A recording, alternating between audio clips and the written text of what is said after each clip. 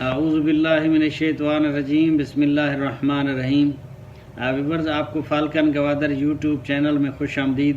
السلام علیکم ورحمۃ اللہ وبرکاتہ۔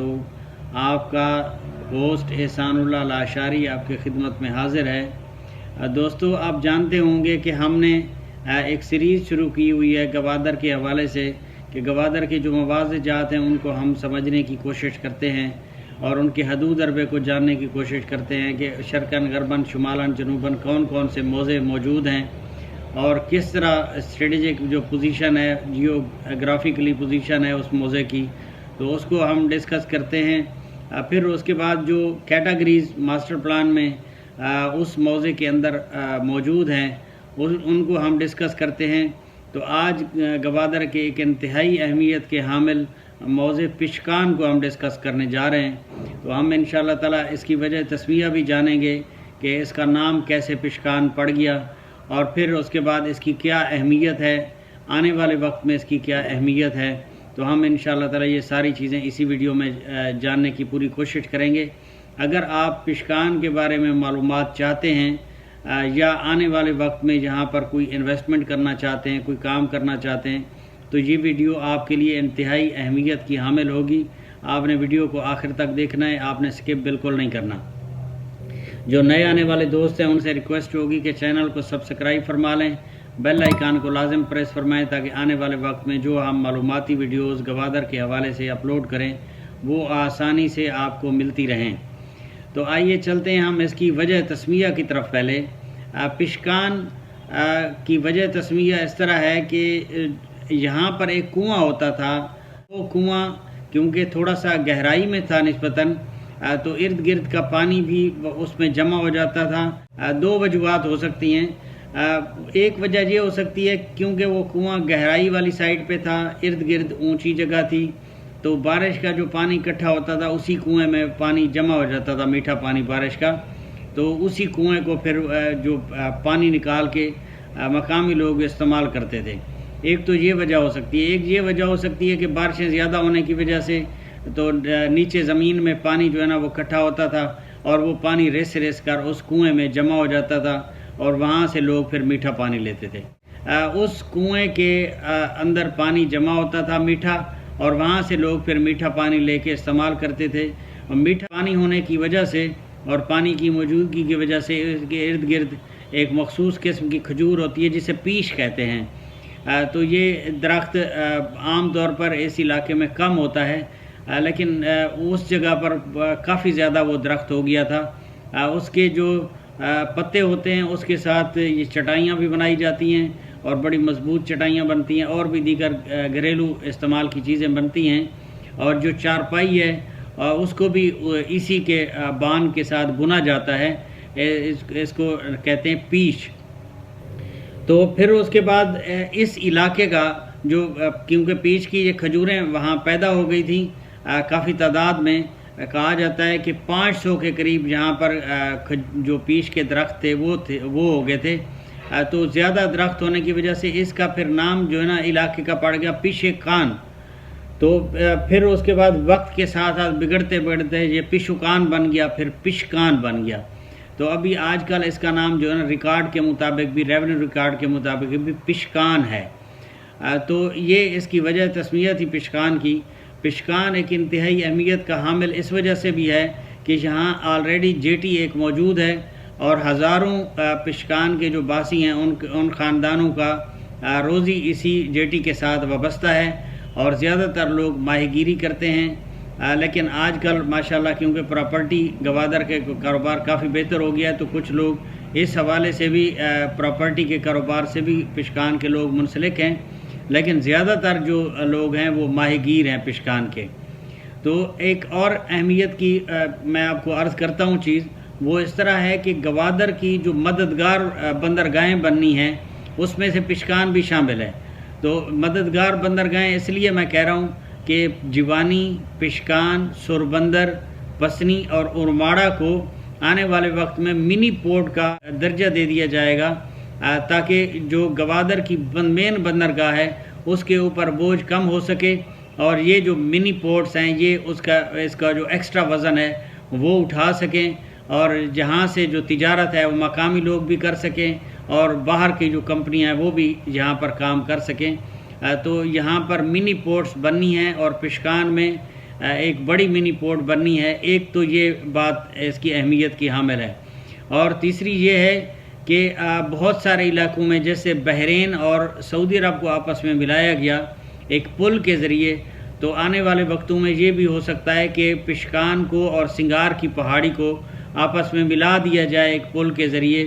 تو اس میں ایک بہت بڑا فائدہ یہ ہوگا کہ ایک تو آپ کی جو سمندری حیات ہیں وہ محفوظ ہو جائیں گی، اور پھر اس کے بعد جو خطرناک کوئی اس طرح کی سمندری مخلوق ہے وہ اس طرف نہیں آ سکے گی۔ اس کا فائدہ یہ ہوگا کہ جو واٹر سپورٹس ہوں گی گوادر کے ساحل پر وہ آپ کی انتہائی محفوظ ہو جائیں گی اس پل کی وجہ سے۔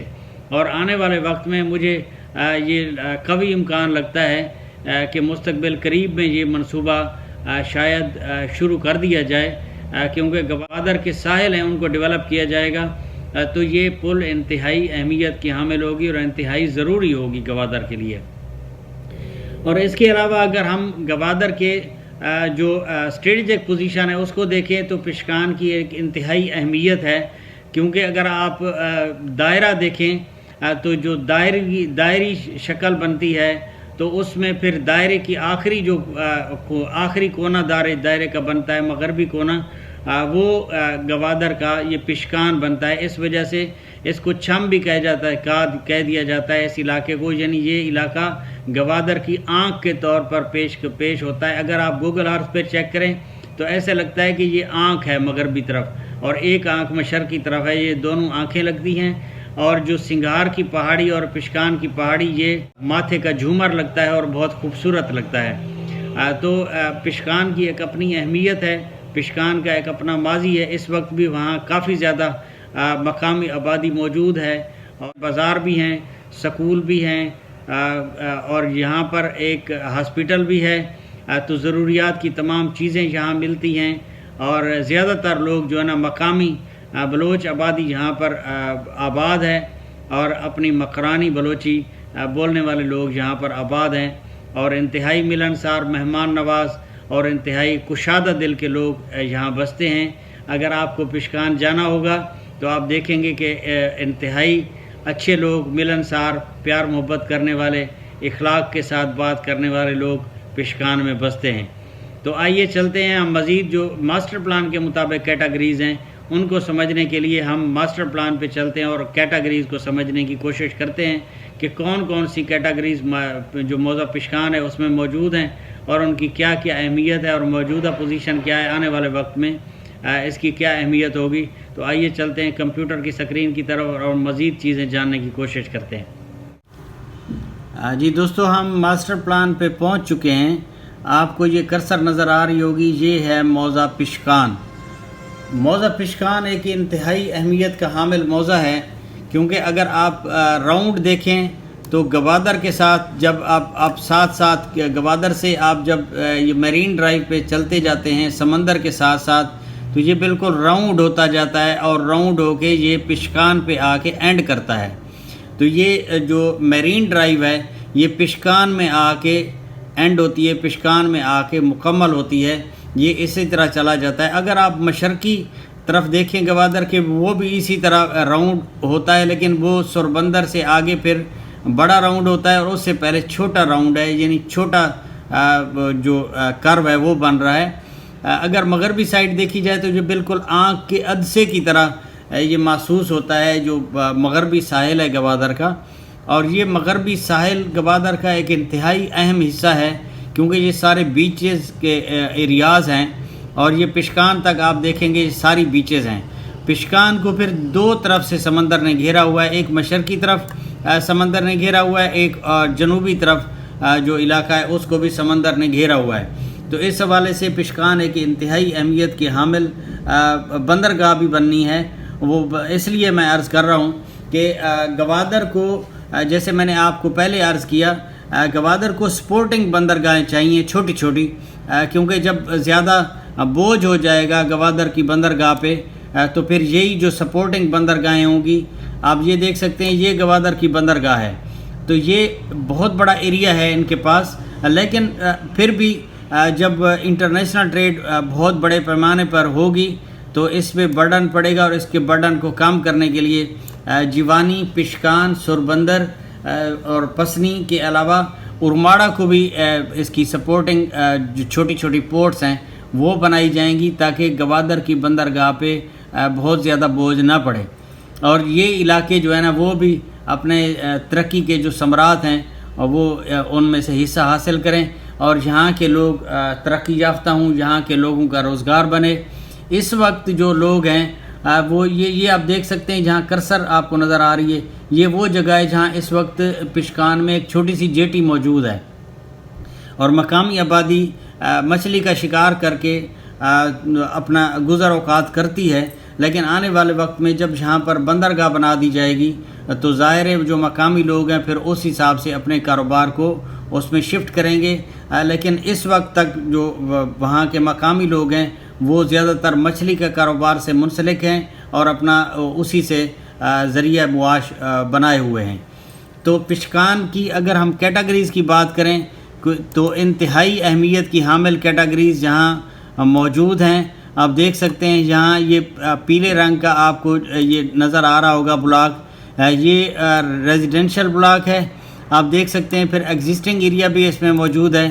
ایگزسٹنگ ایریا اس میں جو آبادی اس وقت موجود، اگر آپ دیکھیں یہ وہ علاقہ ہے جو ایگزسٹنگ ایریا ہے، یعنی آلریڈی پہلے یہاں پر آبادی موجود ہے، گھر موجود ہیں، چھوٹی چھوٹی مارکیٹس بھی موجود ہیں، سکول بھی موجود ہے، اور ہاسپٹل بھی موجود ہے، اور ضروریات زندگی کی تمام چیزیں یہاں میسر ہیں۔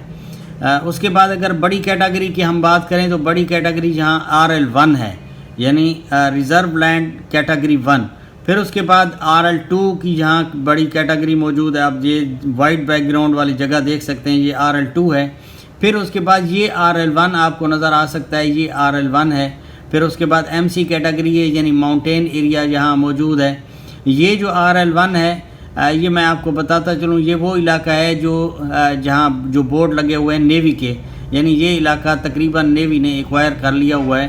اور باقی جو ایریا ہے آپ دیکھ سکتے ہیں، یہ سامنے جو راؤنڈ اباؤٹ نظر آ رہا ہے، یہ راؤنڈ اباؤٹ کے بعد پھر یہ ویکنڈ لینڈ ہے، پھر اس کے بعد یہ ٹرانسپورٹ لینڈ ہے تھوڑی سی، کیونکہ جو بندرگاہ ہے یہ آنے والے وقت میں اس کے لیے رقبہ ضرورت ہوگا، اور جو موجودہ اس وقت جیٹی ہے اس کو بھی ظاہر ہے فشنگ کے لیے بھی ٹرانسپورٹ کی ضرورت ہوتی ہے، تو ٹرانسپورٹ لینڈ بھی یہاں رکھی گئی ہے تھوڑی سی۔ پھر اس کے بعد آپ دیکھتے ہیں بڑی کیٹاگری R کی موجود ہے، یہاں بڑا بلاک آپ کو نظر آ رہا ہے۔ تو یہ جو بلاک ہے یہ وہ ایریا ہے جو کہ اس وقت منبار ہاؤسنگ سکیم کے پاس ہے، تو اس لیے جو ہے نا یہ آپ کو یہاں جو R کیٹاگری ہے وہ بھی دے دی گئی ہے۔ پھر اس کے بعد EC بھی یہاں موجود ہے، ایکولوجیکل کوریڈور۔ اچھا، ہم اگر اس کی بات کریں سراؤنڈنگ کی تو آپ مغربی طرف دیکھیں موضع پسو موجود ہے، اور اگر آپ شمالی طرف دیکھتے ہیں تو آپ کو موضع شابی یہ نظر آتا ہے جو کہ پشکان کے ساتھ اٹیچ ہے، لیکن اس کے دونوں طرف جو مشرقی طرف ہے اور جنوبی طرف یہ دونوں طرف سمندر پڑتا ہے، اور بہترین ساحل، خوبصورت ساحل یہاں پشکان میں موجود ہیں جو کہ آنے والے لوگوں کے دل لبھاتے ہیں۔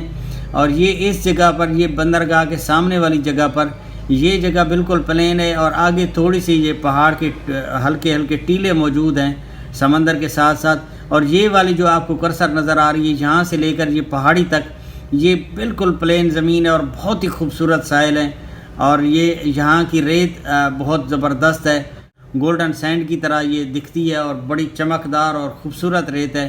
یہاں کے جو ساحل ہیں انتہائی خوبصورت ہیں، اور آنے والے وقتوں میں سمجھتا ہوں کہ جو بیلوننگ ہوگی، بیلونز جو ساحلی پٹی پر اڑائے جاتے ہیں، تو میرے خیال میں سب سے زیادہ جو آئیڈیل جگہ ہوگی وہ پشکان ہوگی بیلونز کے لیے۔